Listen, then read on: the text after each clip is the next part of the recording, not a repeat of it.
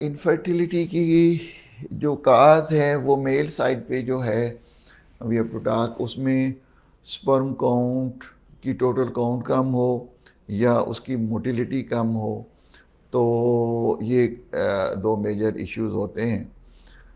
उसमें total count अगर 15 million पर एमएल से ज़्यादा हो और 40% स्पर्म मोटाइल हों, प्लस एक थर्ड वो माइनर प्रॉब्लम होता है बहुत सारे लोगों में कि वो नॉर्मल फॉर्म उनके सारे नॉर्मल होते हैं स्पर्म, तो 4% मिनिमम नॉर्मल स्पर्म होने चाहिए। जो अब फिफ्थ एडिशन है WHO standard for human semen analysis के, ये उसके मैं आपको नॉर्मल स्टैंडर्ड्स बता रहा हूँ।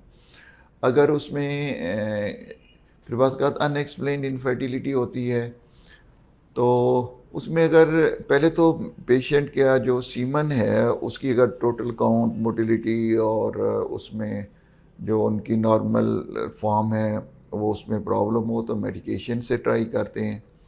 और आज जो स्पर्म बनना शुरू होते हैं वो 78 डेज़ के बाद बन के इजैकुलेशन से बाहर आते हैं और कम से कम 3 मंथ्स तक फिर दवाई देनी पड़ती है मेल को।